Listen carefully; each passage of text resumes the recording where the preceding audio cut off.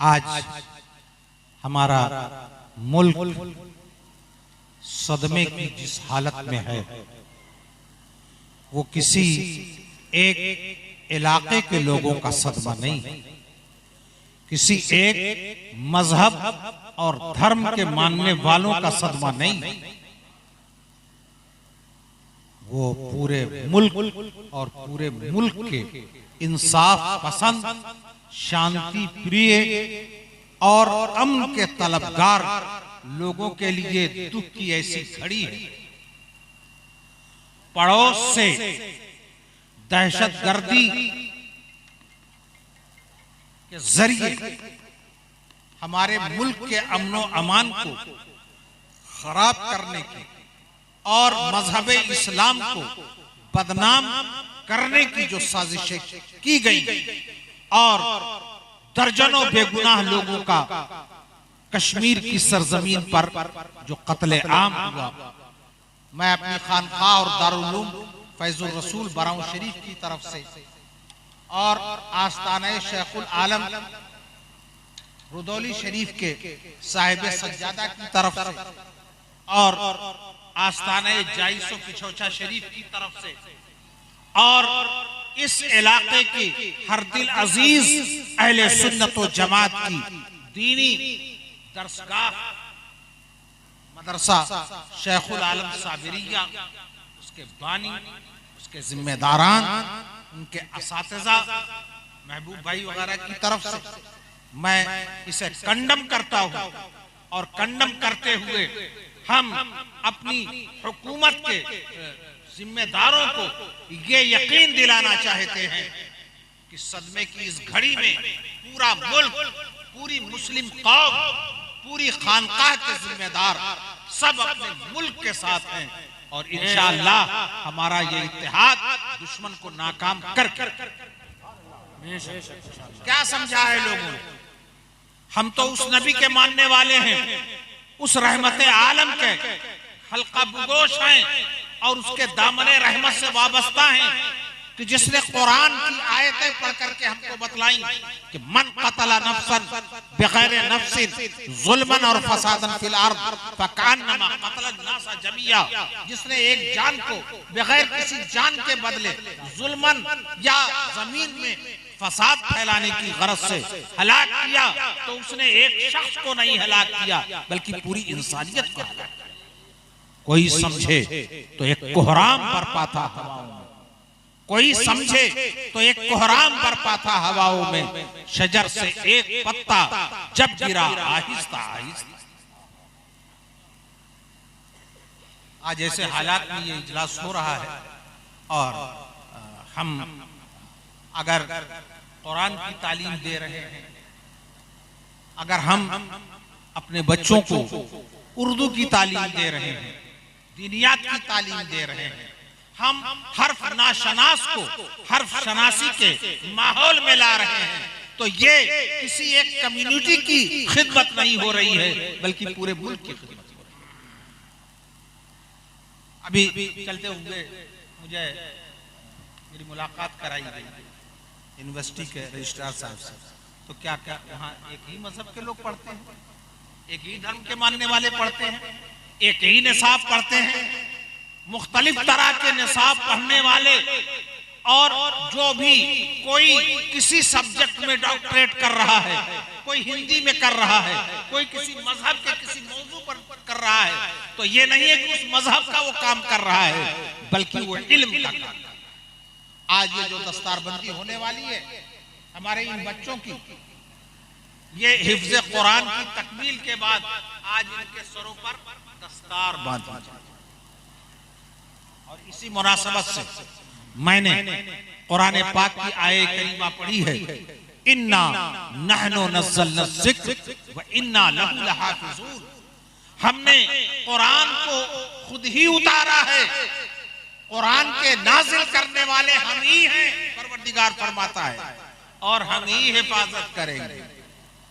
कोई मदरसा ये ना समझे, कोई फर्द ये ना समझे, कोई जमात ये ना समझे कि हम उसकी हिफाजत कर रहे हैं। जिसने कुरान को नाजिल किया वही उसकी हिफाजत। मैं एक बात आपसे पूछता हूं, जैसे एक बादशाह सरबराह ममलकत वो कहे कि ये मुल्क मेरा,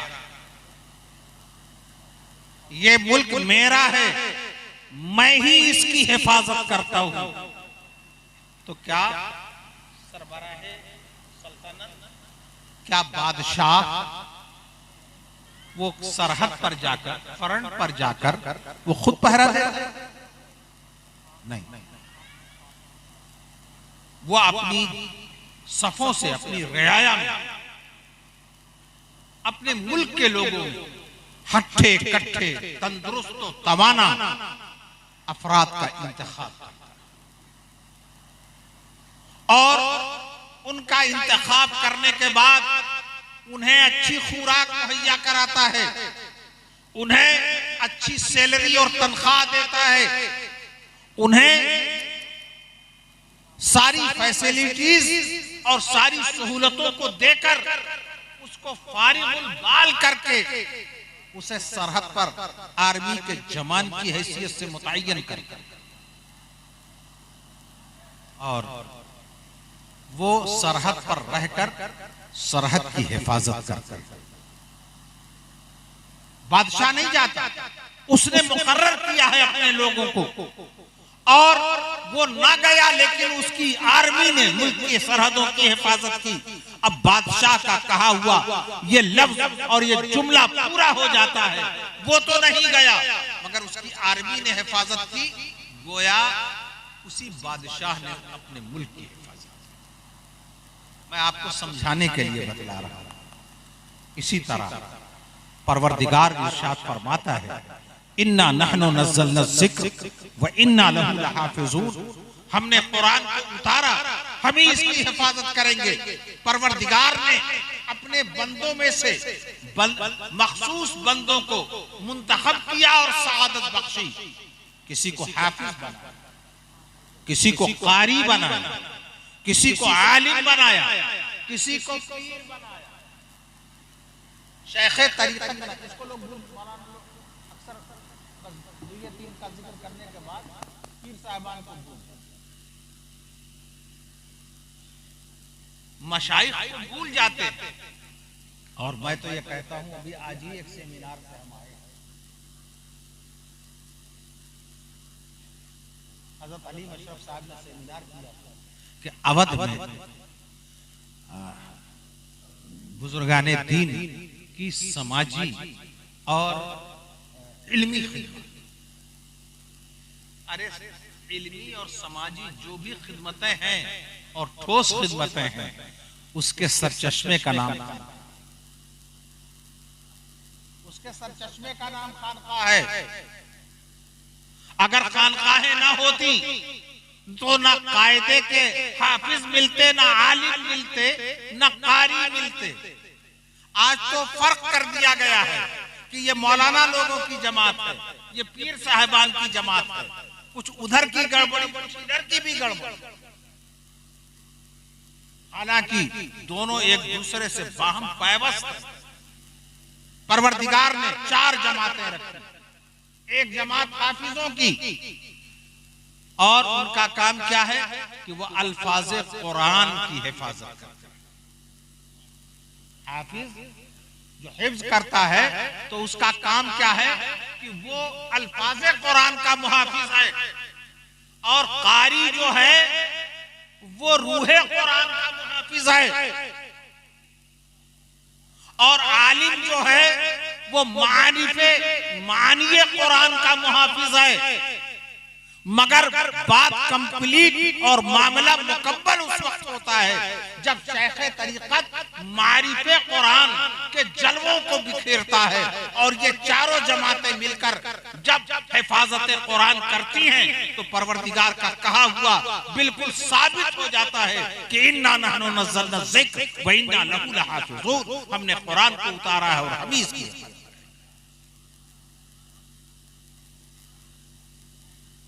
और मैं तो कहता हूं कि अगर किसी को ये बात समझ में ना आ रही हो तो वो मुझसे डिबेट कर सकता है, मैं डिबेट। परवरदिगार ने फरमाया, मैंने कुरान कुरान को उतारा, हम ही इसकी हिफाजत करेंगे। तो इस तरह हिफाजत करो। छोटा सा बच्चा जो है ये मानी कुरान पर इसको कोई नहीं महाराज नहीं। ये बच्चा जिसने हिफ्ज किया है ये अल्फाज कुरान का मुहाफिज। कहां तक जलाओगे कुरानी नुस्खों को? ऐ जालिमों, कहां तक तुम नजरे आतिश करोगे? हमारे बच्चों के सीने में कुरान के अल्फाज महफूज हैं, तुम कितना हमको जलाओगे? और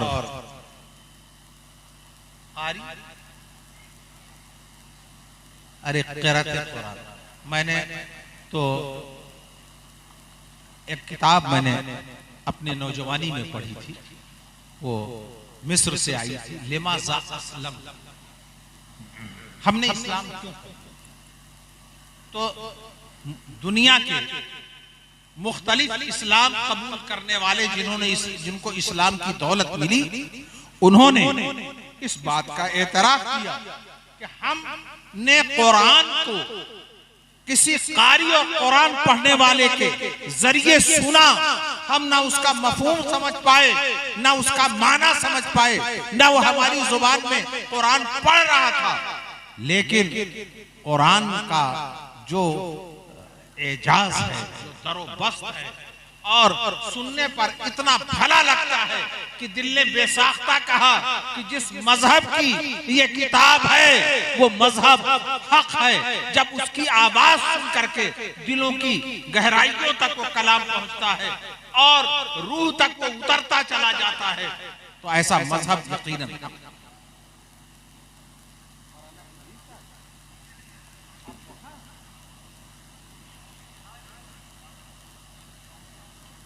हमारे पुराने करम फरमा और साथी हजरत मौलाना इदरीस मस्तगी साहब, ये भी जवान थे और हम भी नौजवान थे। मुजाहिदे दौरा हजरत अल्लामा सैयद मुजफ्फर और हमारे रफीक हजरत मौलाना यासीन अख्तर साहब मिसबाही, मौलाना इकबाल साहब रिजवी, हम सबों के रगों में बिजलियां भरी हुई थी और हम चाहते थे कि कुछ काम करें। तो इसी लखनऊ की सरजमीन पर बैठकर हमने ऑल इंडिया मुस्लिम कन्वेंशन की बुनियाद डाली और हम सब एक दूसरे के साथ थे और बहुत सारे कौमी और मिल्ली मसाइल पर हम लोगों की जद्दोजहद रही। अब हम लोग कोई 70 साल का हो गया, कोई 80 साल का हो गया, लेकिन उम्र का कोई फर्क नहीं होता। जैसे फौज में जब तक आदमी रहता है तब तक उसको ये नहीं कहा जाता कि फौज का बूढ़ा आ गया है, बल्कि चाहे 50 साल का हो, चाहे 40 साल का हो, चाहे 30 साल का हो, उसे फौज का जवान कहा जाता है। और हम मजहब की फौज के जवान। अल्लाह ताला हम लोगों की उन्हीं खिदमात को हमारे लिए जरिए नजात बना दे। आज पोजीशन ऐसी है, देख करके बड़ा दर्द मालूम हो रहा है और खुद अपना भी हाल ऐसे ही है कि अगर बैठ गए तो 2 आदमी उठाएं, लेकिन हम ये समझते हैं कि जब तक हमारे जुबान में बोलने की सकत है और हमारे बाजुओं में जब तक ताकत है तो हम बातिल कुव्वतों से टकराते हुए यही कहेंगे, इधर आओ प्यारे, हुनर आजमाएं तो तीर आजमा जिगर। मैं अर्ज कर रहा था कि आज इन तलबा की दस्तक और इंशाअल्लाह मैं मुबारकबाद देता हूं इन तलबा उस ग्रुप को मैं मुबारकबाद देता हूं जो अल्फाज कुरान का मुहाफिज बनकर हमारे क्या कहने माशाअल्लाह। मैं यहाँ आए हुए जमात कुर्रा के उन अफराद और अशखास को मुबारकबाद देता हूं जो रूहे कुरान के मुहाफिज। मैं उलमा की जमात को मुबारकबाद देता हूं जो मानी कुरान के मुहाफिज हैं, और यहाँ स्टेज पर बैठे हुए मशाइख किराम को मुबारकबाद देता हूँ जो मानी क्या कहते हैं माशाअल्लाह। दारुल उलूम शेखुल आलम साबिरिया ये यहाँ रहकर दीन का काम कर रहा है, कुरान का काम कर रहा है, रसूल की अजमतों को आम करने का काम कर रहा है। हाफिज होना ही काम नहीं आएगा, बल्कि जिसके हाथों से कुरान मिला है उसकी मोहब्बत को हिर्ज़े जा बना लेने से काम चलेगा। ऐसा नहीं है कि आपने कुरान, एक साहब कहने लगे कि भाई नमाज पढ़ने, नमाज तो अल्लाह, अरे नमाज अल्लाह की है और नमाज पढ़ने का तरीका नहीं अल्लाह ने बताया। किसके पीछे नमाज पढ़ी जाएगी, कहां नमाज पढ़ी जाएगी, कैसे नमाज पढ़ी जाएगी, कै रकात नमाज पढ़ी जाएगी, किस अंदाज में नमाज पढ़ी जाएगी, ये कुरान ने इजमाल बतलाया, तफसील मुस्तफा ने अपनी हदीस पाक में। कुछ लोग कहते हैं कि अरे भाई नमाज, फला आदमी बहुत ज्यादा नमाज पढ़ता। हमने कहा कि खाली नमाज पढ़ने से काम नहीं चलेगा, पहले ये देखो कि नमाज लाने वाले के साथ उसका क्या,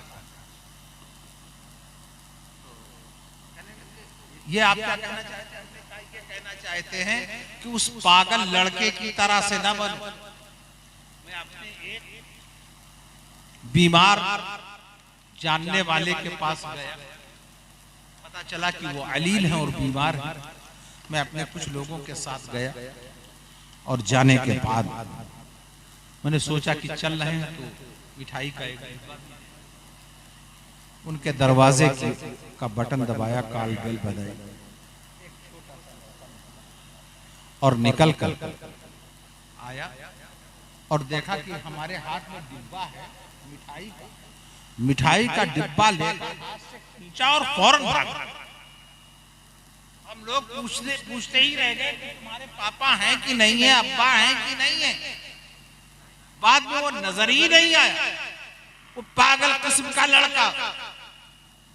तो जब वो मिठाई का डिब्बा लेकर के भागा जा रहा था तो मुझे अपनी सफों में कुछ लोग ऐसे नजर आए कि मेराज की रात थी, मुस्तफा को मेराज।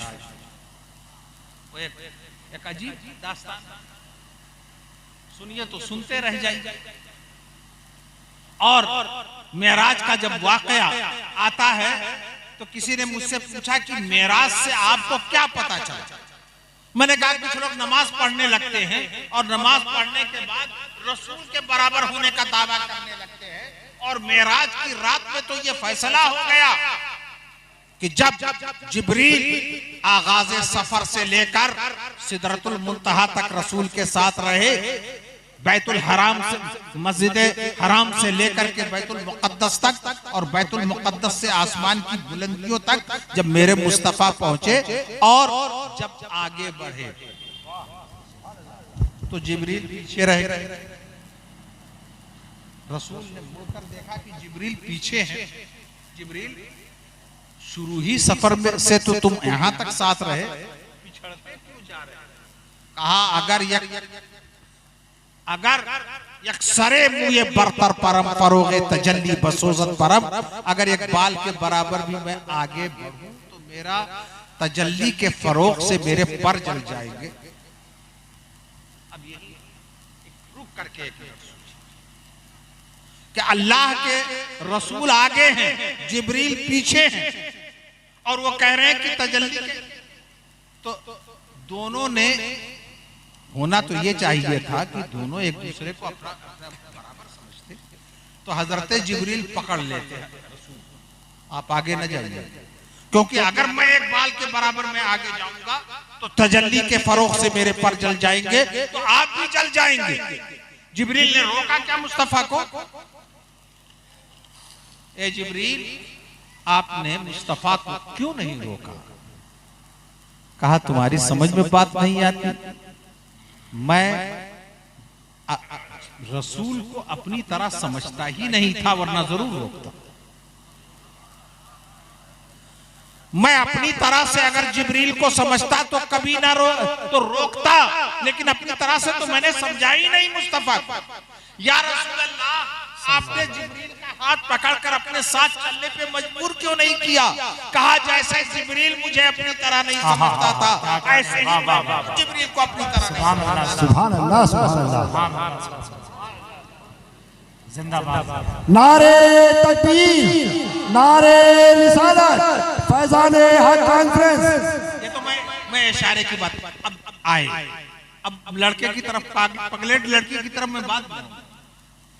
अब सरकार जब सुबह आए तो सहाबा से अपने सफर मेराज की दास्तान, वो बड़ी तवील है, आज मेरा मौजू नहीं, बात आ गई तो अब मैं इशारे में कहता हूं कि सहाबे किराम ने पूछा, या रसूल अल्लाह, आपको तो मेराज हुई, बड़ा जब कहीं जाता है वापस आता है तो अपने छोटों के लिए उस सफर का कोई तोहफा लेके आता है। या रसूल अल्लाह, हम गुलामों के लिए आप कौन सा तोहफा लेकर के आए? तो अल्लाह के रसूल ने फरमाया, मैं तुम्हारे लिए अपने सफरे मेराज का तोहफा नमाज लेकर के आया। नमाज लेकर के, तो तोहफे सलात नमाज। अब कुछ तो ऐसे दीवाने हैं कि इस तोहफे में ऐसा डूबे कि मैं ज्यादा दूर नहीं जाऊंगा। मैं अपने वालिद ही की बात करता हूं कि उनके पीरो मुर्शिद ने उनका हाथ आखिरी वक्त पकड़कर और कहा,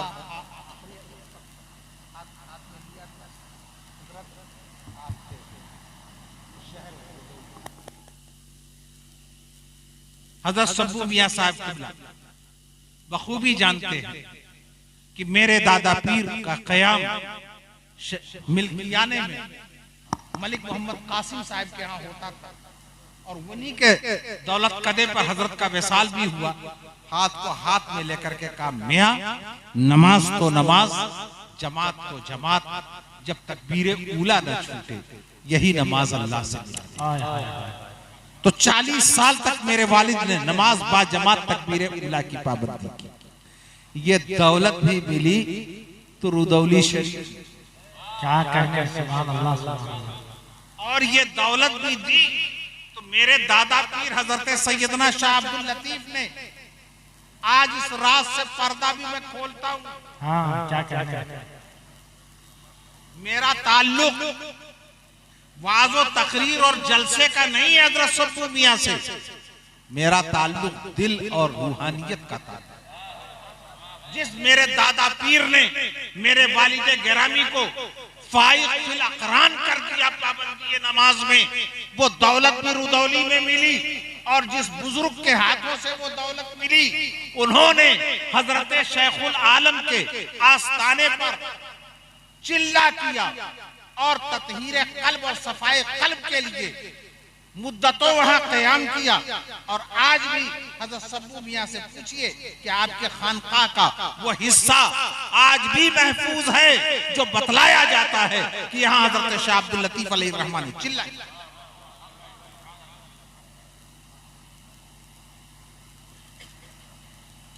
अब ये खानकाहों का ताल्लुक और ये रुदौली शरीफ से ताल्लुक। और मैं तो ये कहता हूं कि ये रिंद जो ज़र्फ उठा ले वही पैमाना बने। रिंद जो ज़र्फ उठा ले वही पैमाना बने, और जिस जगह झूम के पी ले वही मैखाना बने। अरे ये सब्बू मियां वहां थे रुदौली शरीफ,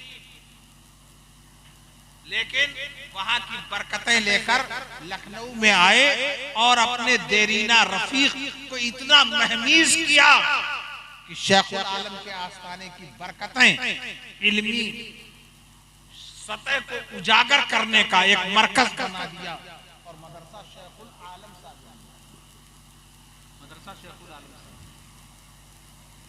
महबूब भाई, मैं आपको मुबारकबाद देता हूं कि रिंद ने जो ज़र्फ उठाकर पैमाना बनाया और जिस जगह झूम के पीकर मैं खाने इल्म और तरबियत गाहे दीनी बनाया, उस मैं खाने का साकी की हैसियत से आपका इंतखाब किया।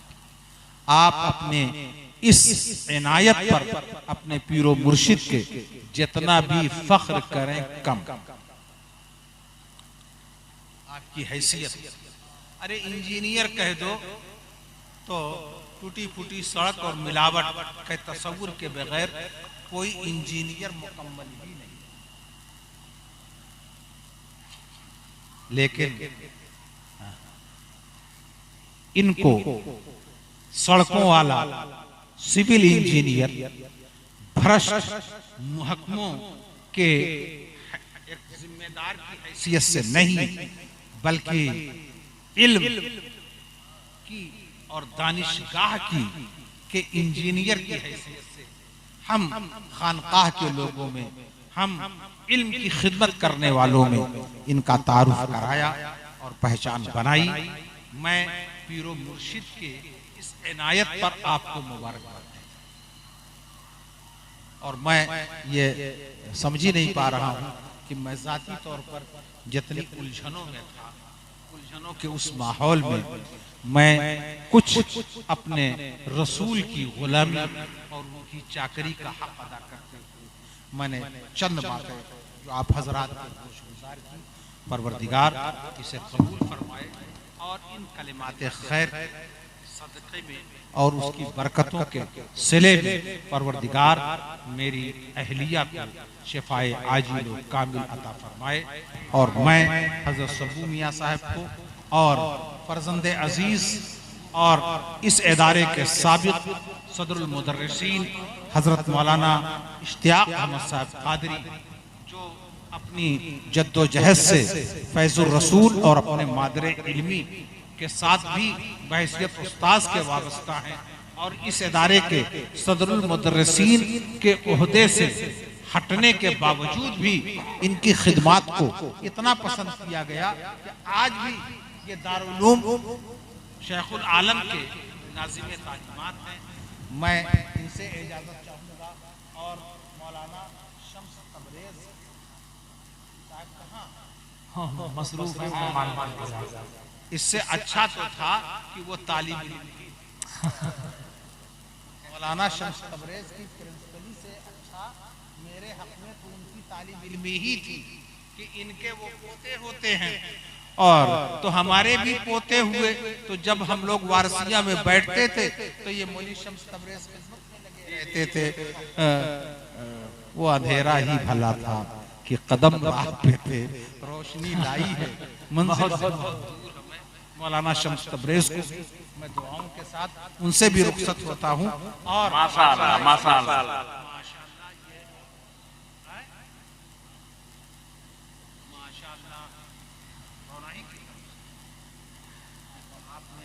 हुजूर माइक में बोलते लोग सुन नहीं पा रहे हैं, माइक में बोलते लोग सुन नहीं पा रहे हैं।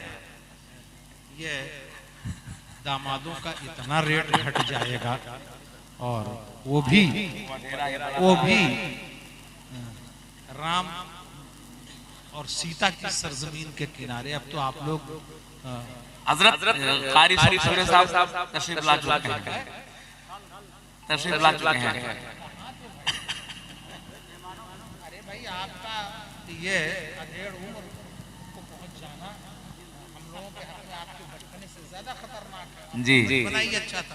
बहरहाल अल्लाह ताला इस इदारे को दिन दूनी रात चौगुनी तरक्की अता फरमाए। और मैं इन्हीं चंद जुमलों पर अपनी बात को खत्म करता हूँ। और महबूब भाई, अरे भाई आपकी इजाजत बेहद जरूरी है, इजाजत दीजिए और मैं चलूंगा। आखिर